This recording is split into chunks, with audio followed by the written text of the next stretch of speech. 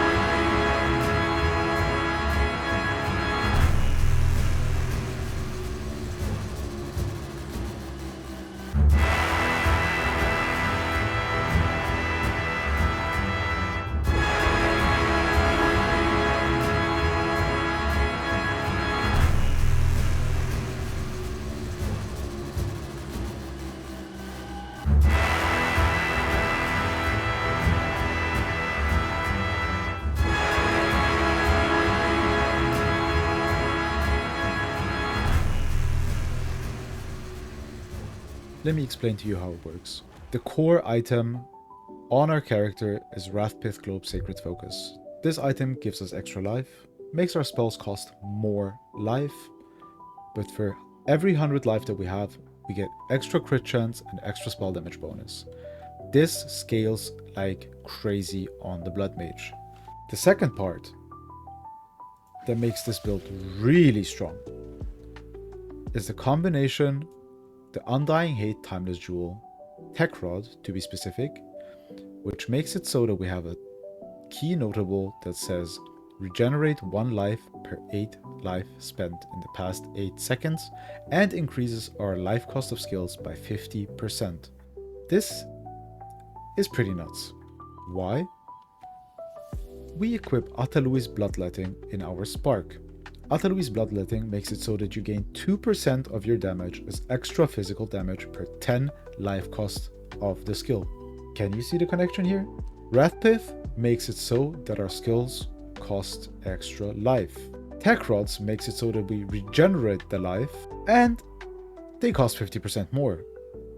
Atalui's is giving us 2% extra damage per 10 life cost. That sound crazy to you? My Spark currently costs me 3,211 life to cast. That sounds insane, considering I only got 4,300. Thanks to the Undying Hate Jewel, as long as we keep casting, we ramp up. The longer we cast, the higher our life regen goes. This number can go pretty high. Every cast, it goes higher and higher. During mapping, we're reaching about 12 to 13,000 life generation per second. This makes us unkillable. Now that we covered how the build works in general, what makes it do damage, what is the survivability, let's go through the items real quick. For our wand, we have a dueling wand. The base type doesn't really matter, it can be anything. The important thing is to go for plus 5 levels on lightning spell skills. Try to hit as much damage as extra as you can, get crit chance bonus or crit damage, and cast speed. I have 2 extra all spell skills runes in here. This gives us a shit ton of damage and brings the cost of our skills higher, which in turn makes it stronger again.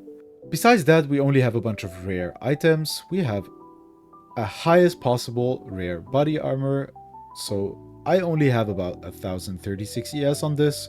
It can go higher. The reason I didn't swap this out yet is because it fixes my resistances better than anything else I had. For the helmet, we also have a helmet which is giving extra life, rarity, resistances, and as much ES as possible. Our amulet is a solar amulet, which we need because it gives us exactly the 12 spirit we need to run our cast on crit and siphon elements. Siphon elements is giving us the infusions we need to make our cold sparks and also our burning comets. Once you see them, you know why they're good. Furthermore, the amulet has +3 to all spell skills, increased cast speed, increased maximum life, and as much rarity as possible. For our rings, we have 2 rare rings. I went for the prismatic rings just to fit my resistances more easily, as much maximum life as possible, as much rarity as possible. For the gloves, make sure to get a 3 socket plus 100% increased effective socketed items pair of gloves. As much life as possible. The base type doesn't really matter too much. If it's ES, that's even better. I had a hybrid, it works for me. I can get 80% increased effect of Arcane Surge as a rune. I can get 16% cast speed, which doubles, so it goes to 32%. For the boots, we go with the regular, as much ES as possible, 100% increased effect of socketed items, and 3 sockets, so that we can run our Rune of the Chase 2 times and 1 Rune of Grace. Of course we're running a Headhunter because, honestly, who wants to map without one? This is amazing, but I guess y'all know that. For our tree, I'm just going to go over it really quickly. If you want to have a deeper look, you can check out the link to my PoE Ninja in the description below. We have a regular Bloodmage tree, nothing too fancy, nothing too complicated. The most special thing about it is my Megalomaniac, which is giving me freedom of movement and sanguimantic rituals. What is sanguimantic rituals?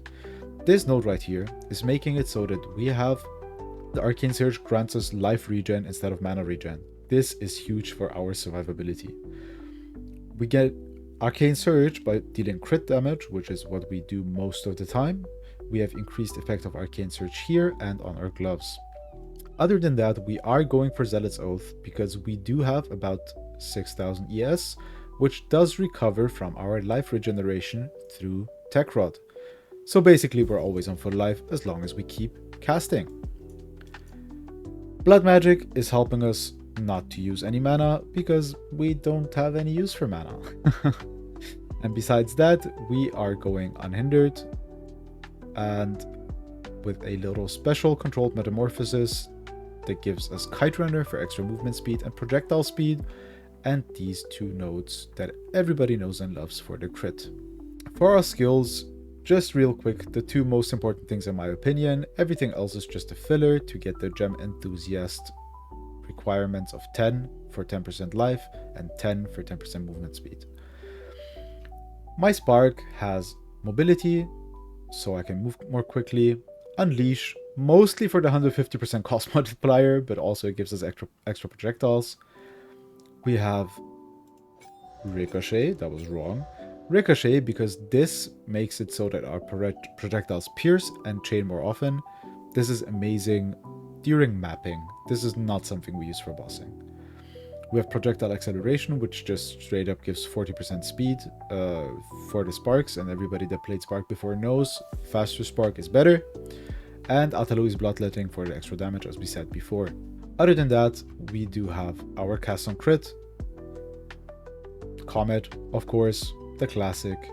We have Rakiata's Flow, because this one, unlike Spark, does not deal mostly physical damage, but it does deal elemental damage. So Rakiata's Flow is huge on pinnacle bosses. Furthermore, we have the regular energy retention, boundless energy, and Diala's Desire. Diala's Desire is what's making it possible for us to run cast on crit with siphoned elements and only 112 spirit.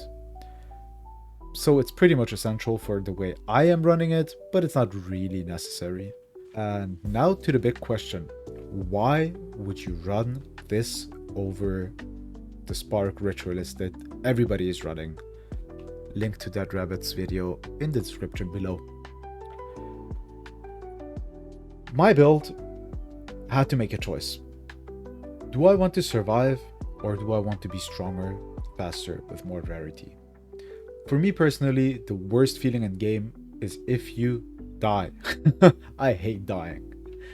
So I had to make a choice. And how do I get more survivable than this? I haven't died in maps in weeks. I've reached level 98 without actually trying to go for a high level. This build is carrying me all the way. I can run all content. I can go fast. I can go safe. Basically, I can do everything you need a build to do. So, if you want to survive, if you want to play a fun build, try this out. Ayo, Editing Nihilist here. Totally forgot to say that. Thank you for watching. If you enjoyed my build guide, please leave a like, subscribe, comment. I keep hitting my mic. This was my first video. I'm super excited about it. If you have any feedback, leave it for me in the comments below. And visit me on Twitch, say hi. If you would like to chat, have any questions, or any suggestions on what I should be doing next for my YouTube. Thank you, and see you next time. Peace.